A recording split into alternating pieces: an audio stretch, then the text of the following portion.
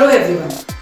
जैसा कि आप सब जानते हैं कि सीए, सीएस और सीएमए के पेपर्स पास करना कितना डिफिकल्ट है और उसमें एआईआर लाना तो उससे भी ज्यादा डिफिकल्ट। आज हमारे स्टूडियो में है हर्षिला पुरोहित, जो कि सीएस एग्जीक्यूटिव में ऑल इंडिया रैंक कर रही हैं, और हम उनसे जानेंगे कि ऐसी कौन सी स्ट्रैटेजीज थी, ऐसे कौन से प्लान्स थे जिसके कारण वो एआईआर हासिल कर सकते हैं। सबसे पहले हर्षिला पुरोहित का वेलकम करते हैं। वेलकम हर्षिला। Thank you.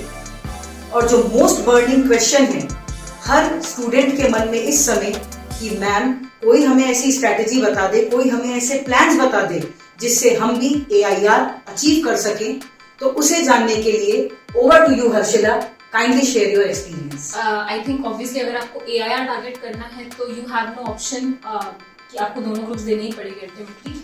मेरा इनिशियली ऐसा कोई प्लान नहीं था, तो मैंने जब स्टार्ट किया था तो I only started studying group 1। तो मुझे ये पता है कि अगर आपको बेसिक समझ में आ जाते हैं तो अगर आपके पास काफी कम टाइम भी है प्रिपेयर करने के लिए तो आप सेकेंड ग्रुप भी टारगेट कर सकते हैं। बस इसलिए क्योंकि जब मैंने ग्रुप 1 पढ़ा था तब मैंने काफी ज्यादा फोकस किया था कि कंपनी लॉ को किस तरीके से पढ़ा रहे हैं, जेआईजीएल को किस तरीके से पढ़ा रहे हैं। आई एंश्योर्ड कि मेरे सारे के सारे बेसिक्स एब्सोल्युटली क्लियर थे। और मैंने 6 महीना पहले आई थिंक एग्जाम के फर्स्ट ग्रुप के लिए प्रिपेयर करना चालू किया था, और एग्जाम के फिर 2 महीने जस्ट पहले सी सदीकी पंत मैम ने ही काफी ज्यादा मुझको एनकरेज कर दिया इस चीज के लिए कि एक बार सेकेंड ग्रुप का सिलेबस देख तो लीजिए, कि एक बार आइडिया लेके देखो कि सारे के सारे सब्जेक्ट्स किस तरीके से एक दूसरे के साथ इंटरैक्ट कर सक रहे हैं। तो जब मैंने सेकेंड ग्रुप को देखा, और मैं पहले से ही क्लैरिफाई कर दे रही हूँ कि क्योंकि मैंने सी इंटरमीडिएट दिया हुआ है तो थोड़ा सा यहाँ पे मेरे पास एडवांटेज था। अगर आपके प्रैक्टिकल सब्जेक्ट्स नेचुरली अच्छे हैं तो आपके पास भी वो एडवांटेज रहेगा, पर क्योंकि मैंने सी इंटरमीडिएट दिया हुआ था तो मुझको सीएमए और एफएमएसएम का एज सच उतना ज़्यादा टेंशन नहीं था जितना मेरी एक नॉर्मल स्टूडेंट को रहे जिसने वो सब्जेक्ट पहले कभी नहीं पढ़ा। तो मेरे लिए मेन चैलेंजेस थे एसएलसीएम और ईवीसीएम, और वो दोनों सब्जेक्ट्स में मुझे रियलाइज हुआ कि काफ़ी सारा पोर्शन एसएलसीएम का आप कवर कर लेते हो कंपनीज एक्ट में, क्योंकि जब आप कंपनी लॉ पढ़ते हो आप इनएविटेबली सेबी के कुछ रेगुलेशंस पढ़ लेते हो, and then you don't have to spend as much time on SLCM as you have to do regular. Same for EBCL as well. थोड़े मेरे बेसिक एक्ट्स जो मर्केंटाइल लॉज है वो थोड़े क्लियर थे क्योंकि सी इंटरमीडिएट में कवर हुए थे। बाकी जो एक्ट्स थे उसमें मैंने थोड़ा सा स्ट्रैटेजी का गेम, थोड़ा सा नोट्स का गेम, ये सारी चीज़ों को हैंडल करके ईबीसीएल को टारगेट।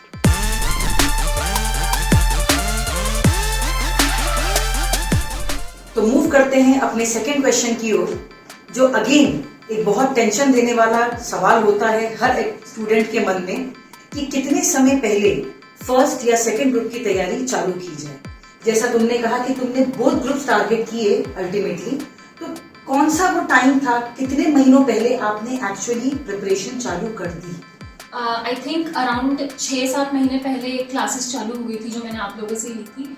तो तब कोविड का पीक टाइम चल रहा था और मैंने ऑनलाइन क्लासेस ली थी, एंड आई थिंक वो काफ़ी अच्छी बात हुई कि मैंने कोविड के टाइम पे पूछा, क्योंकि मेरे और कोई ऑब्लिगेशंस नहीं थे। तो जो सब्जेक्ट्स मैंने पढ़ना चालू किए ग्रुप 1 के, उनका मैंने रिविजन काफ़ी ज़्यादा किया। तो मतलब जितना टाइम की क्लासेस हो रही थी उतने ही टाइम में अपने रिविजन को भी अलॉट कर दिया, और उस वजह से ऐसा हुआ कि मेरा बेसिक्स लॉ के काफ़ी क्लियर हो गए, जो मुझको नहीं लगता कि मेरा पहले स्ट्रॉन्ग सब्जेक्ट था। तो मेरे बेसिक्स काफ़ी ज़्यादा क्लियर हो गए, और फिर अराउंड 2 महीने पहले एग्जाम के आपने ही मुझको काफ़ी ज़्यादा इंकरेज किया कि दोनों ही ग्रुप दे, और जब मैंने मना किया तो आपने मुझे बोला कि एक बार मैं सिलेबस को देखूं, और जब मैंने देखा तो मुझे रियलाइज़ हुआ कि एसएलसीएम काफ़ी ज़्यादा कंपनीज एक्ट के साथ कनेक्टेड था, और ईबीसीएल में मुझको थोड़ा स्ट्रगल करना पड़ेगा, और सीएमए एफएमएसएम मेरा एक एडवांटेज था अपने आप में, बस क्योंकि मैंने सीए इंटरमीडिएट ऑलरेडी दे चुकी हूँ, और उस वजह से मुझको वो सब्जेक्ट का काफ़ी ज़्यादा अच्छा ग्रास भी था, and they were some of my favourite subjects too.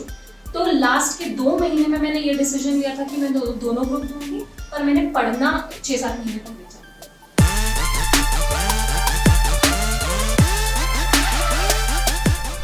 तो मूव करते हैं अपने थर्ड क्वेश्चन की ओर कि हर एक स्टूडेंट के अपने कुछ स्ट्रेंथ्स और वीकनेसेस होते हैं। कुछ सब्जेक्ट्स के लिए हमें नेचुरली थोड़ा अफेक्शन होता है, प्यार होता है, जो हमें बस ऐसे ही बन जाते हैं, और कुछ ऐसे होते हैं जिनके लिए हमें नेचुरल एक फियर भी होता है। तो हर्षिला, पर्टिकुलरली तुम्हारे लिए वो ऐसे कौन से सब्जेक्ट थे जो तुम्हारे स्ट्रेंथ बने या तुम्हारी वीकनेसेस बने? सबसे पहली बात तो जो मैं बोलूँगी कि जब आप सब्जेक्ट्स को अप्रोच कर रहे हो तो एक ओपन माइंड के साथ अप्रोच करो. You never know which subject you are going to end up liking.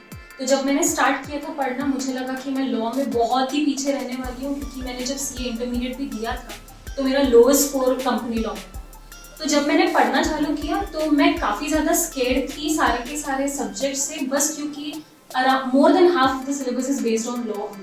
And it's very ironical that you are taking this interview, क्योंकि आई थिंक कि मेरे लॉ के बेसिक्स अगर क्लियर हुए हैं तो आपकी और मिठास सर की हेल्प से ही हुए हैं कि लॉ को इंटरप्रेट कैसे करना है. मुझको पहले ऐसा लगता था कि एक रट्टा मारने वाली चीज़ है, और फिर जब मैंने आप लोगों से पढ़ा तो मुझे समझा कि नहीं, इसमें भी काफ़ी ज़्यादा स्ट्रैटेजी इन्वॉल्व है, काफ़ी ज़्यादा कंसेप्चुअल सब्जेक्ट्स इन्वॉल्व है. अगर आपको कुछ बेसिक समझ में आते हैं तो आपको रोड लर्निंग करने की ज़रूरत नहीं होती. आपको समझ में आता है कि लॉ अपने आप में बहुत ही ज़्यादा लॉजिक के अराउंड बेस्ड है. तो हाँ, मेरा डेफिनेटली अगर कुछ ऐसे सब्जेक्ट्स थे जो मेरे स्ट्रेंथ बने आखिरी में, they ironically ended up being the subjects that revolved around law.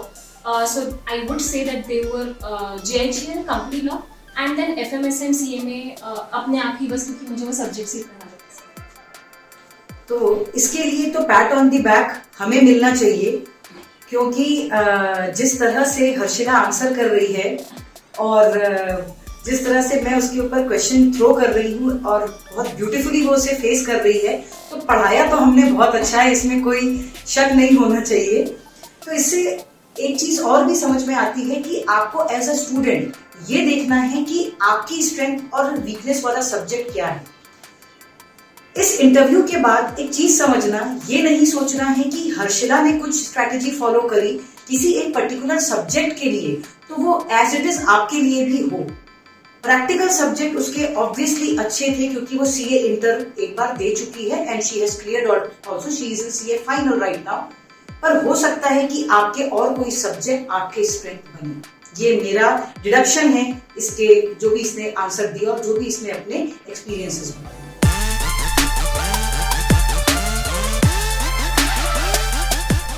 अब यहाँ तक की बात तो हो गई कि 2 ग्रुप्स टारगेट किए गए. हमने ये भी देख लिया कि कितने दिनों पहले, कितने महीनों पहले हमें तैयारी चालू करनी है, हमारे सब्जेक्ट्स कौन से स्ट्रेंथ बने और कौन से वीकनेस बने.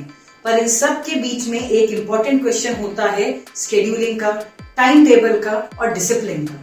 तो मेरा नेक्स्ट क्वेश्चन तुमसे ये होगा हर्षिला कि किस तरह से तुमने अपनी स्केड्यूलिंग करी या कैसे आपने अपने पूरे डे को प्लान किया जिसके कारण आप 2 ग्रुप्स टारगेट कर सकी और AIR मिलके. पूरे इंटरव्यू के दौरान मैं बस एक ही चीज सोच रही हूँ कि कितनी बड़ी आयरनी कि आप ले रहे हो ये इंटरव्यू, क्योंकि बहुत सारे क्वेश्चंस में मेरे को रियलाइज हो रहा है कि अच्छा ये तो अदिति मैम ने सिखाया था, अच्छा ये तो मिठास सर ने सिखाया था. तो शेड्यूलिंग मेरा इन जनरल बहुत ही वीक पॉइंट है. I am not as organise as I would like to be, और उस वजह से मैं शेड्यूल को भी उतने अच्छे से फॉलो नहीं कर सकती. पर जब मैंने आपसे पढ़ना चालू किया, मिठास सर से पढ़ना चालू किया, तब मुझे ये पता है कि कोविड के दौरान भी आप लोग कितने वेल मैनेज थे. तो मुझे तब शेड्यूल का इम्पोर्टेंस बहुत ज़्यादा समझ में आने लगा. मतलब मेरे स्टडीज़ के हिसाब से अगर मैं बोलूँ तो आई वुड से कि आई थिंक अराउंड 2 to 5 हमारी क्लासेस चलती थी, और फिर 5 to 7 में इमीडिएटली जो होमवर्क और असाइनमेंट देते थे मैं कर देती थी. उसके 2 कारण हैं. पहली बात तो मैं उतनी सिंसियर हूँ नहीं, दूसरी बात आई एम वेरी फॉरगेटफुल. तो मेरा स्ट्रैटेजी ये था कि भूलने के पहले होमवर्क कर दो, और उस वजह से, वो नर्डीनेस की वजह से मैं काइंड ऑफ मॉनिटर भी बन चुकी थी कि मैम ने मुझको असाइन कर दिया था कि अच्छा ये पर्सन है जिसको होमवर्क सबको बताना है.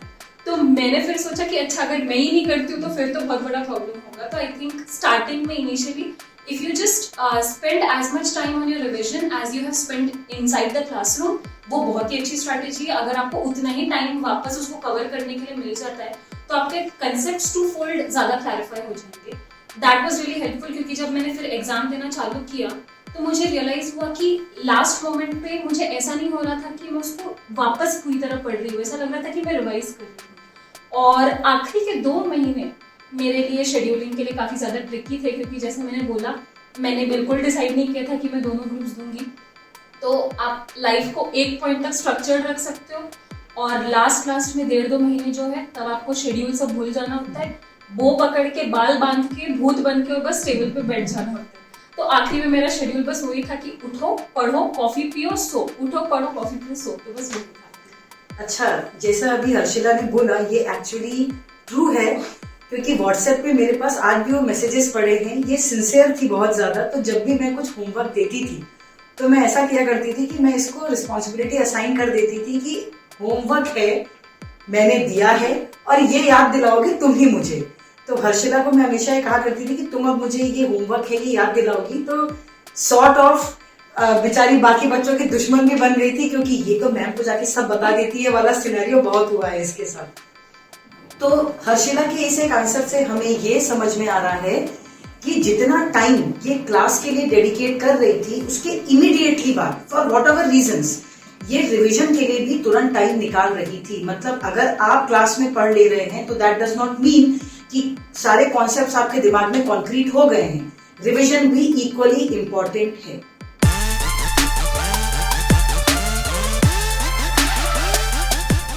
तो अब हम अपने नेक्स्ट क्वेश्चन के लिए मूव करते हैं कि जब हम रिवीजन कर रहे होते हैं तो हम कुछ चीजें तो ऐसी पढ़ रहे होते हैं जो हमें क्लास में सिखाई गई हैं, पर हमें सेल्फ स्टडी के लिए भी उतना ही टाइम देना पड़ता है।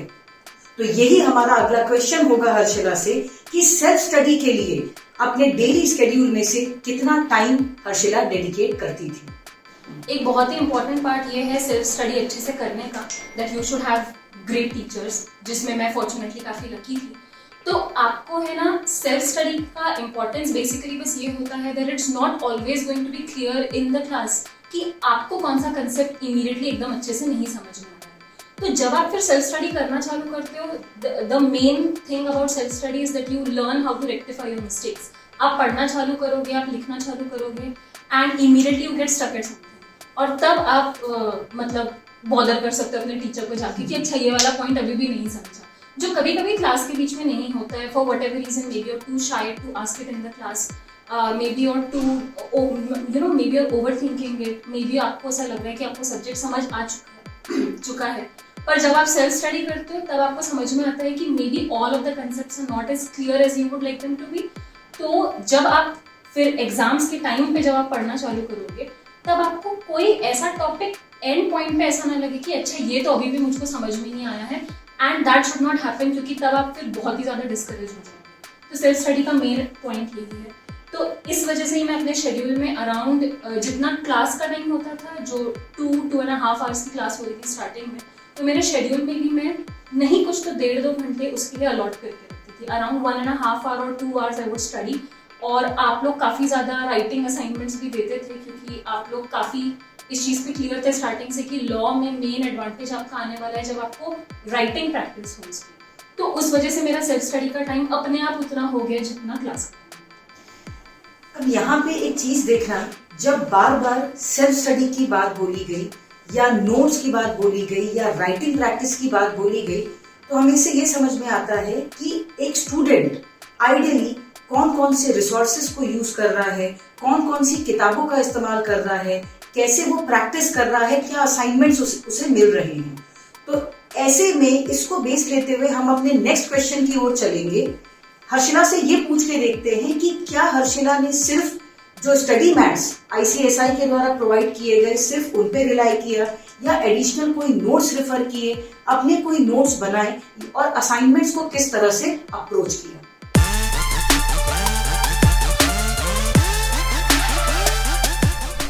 आई थिंक खुद के नोट्स, टीचर के नोट्स और ICSI के मॉड्यूल्स तीनों एक अलग अलग टाइप का रोल प्ले करते हैं। तो जब ICSI अपने मॉड्यूल्स डिजाइन करता है तो उनका मेन पर्पस ये होता है कि बच्चे को ये टॉपिक के बारे में सब कुछ समझ आए। तो इसलिए कभी कभी ऐसा हो सकता है कि वो थोड़े लेंथी हो, but I think every student should definitely go through the module at least once, क्योंकि जो टॉपिक आपको क्लियर है आप उसको एकदम ज़्यादा डिटेल में नहीं पढ़ोगे, और जो टॉपिक आपके क्लियर नहीं है उसके लिए मॉड्यूल आपको एक्स्ट्रा इन्फॉर्मेशन भी देगी। नोट्स का जो टीचर्स देते हैं, एटलीस्ट मेरे एक्सपीरियंस में आप लोगों ने जो नोट्स दिए उसमें मुझको मेन एडवांटेज ये लगा कि मैंने उसके थ्रू सच में सीखा कि आंसर्स को कैसे लिखना है एग्जाम के टाइम पे, कि ड्राफ्टिंग कैसी होनी चाहिए, कि आप क्योंकि आप वैसे भी ऑब्वियसली जब एग्जाम में जा रहे हो तो आपको 5 मार्क्स दे रहे हैं वो 5 पॉइंट्स के लिए, not for writing 5 paragraphs, and that's what the module sometimes does.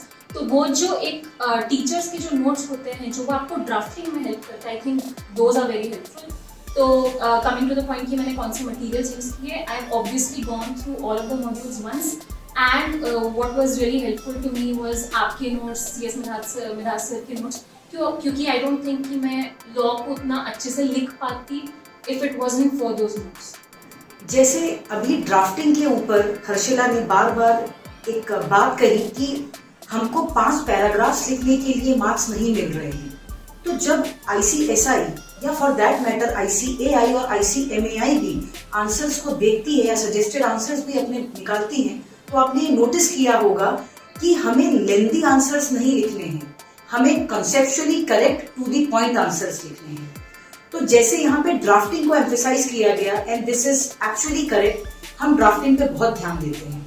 जैसा मैंने अभी इसको ये भी कहा था कि आपने असाइनमेंट्स ने आपके लाइफ में क्या रोल प्ले किया, जिसको बेस लेके मेरा नेक्स्ट क्वेश्चन भी है हर्षिला से कि टेस्ट का क्या इंपॉर्टेंस है एक स्टूडेंट के लाइफ में।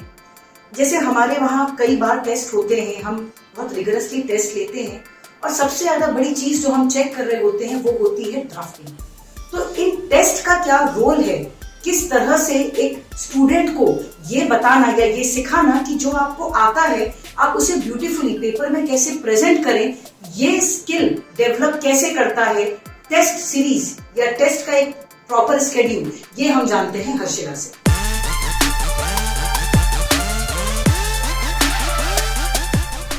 तो हर्षिला, जैसे आपने बहुत सारे टेस्ट दिए और आपने ड्राफ्टिंग के स्किल्स पे भी इतना एम्फेसाइज किया, तो प्लीज सबको ये बताइए कि टेस्ट और असाइनमेंट्स का क्या इंपॉर्टेंस था या किस तरह से टेस्ट और असाइनमेंट्स ने कंट्रीब्यूट किया आपके AIR की जर्नी में।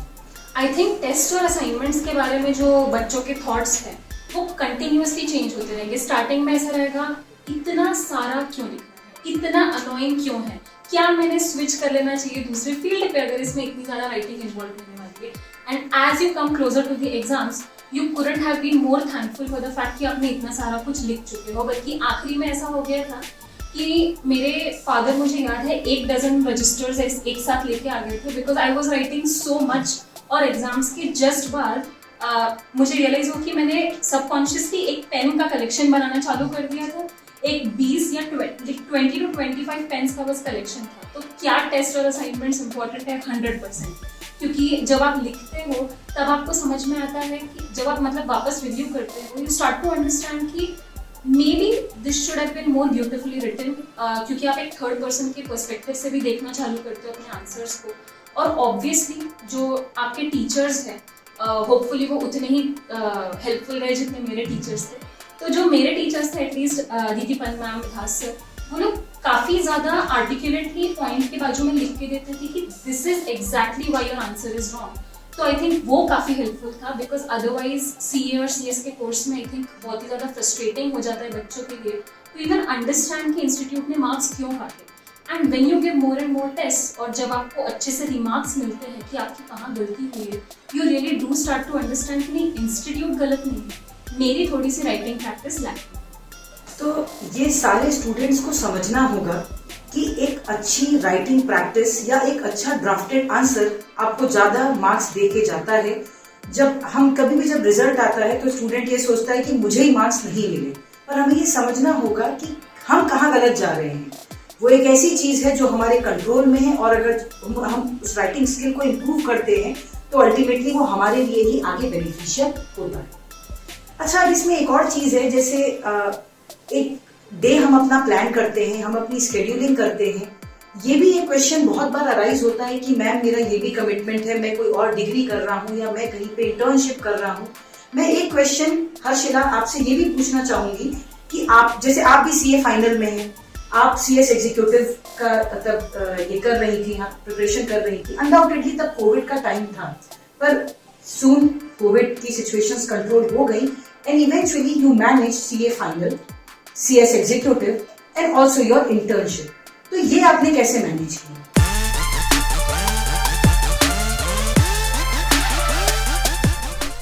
आई थिंक बहुत ही इम्पोर्टेंट है किसी को भी समझना कि आप एकदम स्केल की तरह अपना शेड्यूल नहीं बना सकते हो। If you are not able to stick to your schedule, मतलब एकदम कि मैंने 2 से 4 यही पढ़ना चाहिए था, 4 से 5 यही पढ़ना चाहिए था, that's fine as long as you are kind of schedule, as long as आपका पूरा का पूरा दिन बिना कोई भी टाइप के ऑर्गेनाइजेशन के चल रहा है, कंप्लीटली आपके कंट्रोल के बाहर चल रहा है, देन इज फाइन। अगर आप स्टार्टिंग में डे के एक कमिटमेंट लेके चलते हो अपने दिमाग में, जैसे मैंने अदिति मैम से ये प्रैक्टिस अच्छे से सीखी कि डायरी मेंटेन करने का इंपॉर्टेंस कितना ज़्यादा होता है, that you really should have a handle on the things that you suppose to do. एक तो ये कि आप कहीं ना कहीं नोट डाउन करके रख लो मे बी कि आपको क्या क्या चीज़ें उस दिन में अकॉम्प्लिश करनी है। दूसरा, I think what has been really helpful for me is that you should have a great support system with you. You should have people who are able to help you. You should have people who aren't, who aren't too strict about you making mistakes. क्योंकि आप inevitably mistakes करने ही वाले हो, no matter how much you try to stay ahead of the game. आपकी कोई ना कोई mistake होने वाली है. You really need people like her, like all of the people at this institute also, who are able to help you कि यहाँ गलती हुई है. Fine, that's fine कि यहाँ गलती हुई है. And it's important कि आप आगे चल के ये गलती ना करो। तो आई थिंक मेरे मैनेजमेंट में मैंने ये चीज़ें बहुत ज़्यादा, इन चीज़ों को बहुत ज़्यादा इम्पोर्टेंस दिया था कि जो आजू बाजू मेरे लोग हैं, पहली बात तो they are kind of smarter than me and that's always the case when I am here, you should really surround yourself with smart people. दूसरा, मैंने अपने टास्क तो सच में नोट डाउन करना चालू किया। तीसरा, जब मैंने पढ़ना चालू किया तो I have started finding joy in it, कि मैं उसको एक चोर की तरह ट्रीट नहीं करती हूँ कि अच्छा आज भी ये पढ़ना है, ये पढ़ना है, ये पढ़ना है। I try to find a good balance of subjects that would go great with each other. For example, अगर मैं एक दिन में कुछ ना कुछ फाइनेंशियल मैनेजमेंट का पढ़ रही हूँ सीए कोर्स का, तो मैं एट द सेम टाइम कुछ ना कुछ थियोरेटिकल पढ़ती हूँ सीएस प्रोफेशनल का, so that both of them first of all don't feel left out, और दूसरी बात ताकि मेरा भी ब्रेन दोनों सब्जेक्ट्स को बोरिंग ना कंसिडर करे, ताकि एक बैलेंस मिले। I think that has been my approach so far. तो स्टूडेंट्स, इनिशियली ऐसा लगता है कि दोनों ग्रुप्स इम्पॉसिबल हैं, दोनों ग्रुप्स में बहुत ज़्यादा हार्डवर्क है, पर ऐसा नहीं है। अनडाउटेडली हार्डवर्क है, पर अगर उसको स्मार्टली किया जाए तो इम्पॉसिबल टास्क नहीं है। जैसा आज हमने इंटरव्यू में सुना, अगर वो सारी चीज़ें आप इनकलकेट करके थोड़ा सा और एफर्ट डालें तो ज़रूर आपको भी मैं इनवाइट करूंगी इस स्टूडियो में कि आप भी अपने एक्सपीरियंसेस शेयर करें हमारे साथ। अगर आपके कोई भी कमेंट्स हो, सजेशंस हो, कोई आप अपनी कोई अगर जर्नी हमारे साथ शेयर करना चाहें तो please I would like to have you in this hot seat. That's all for today. Thank you.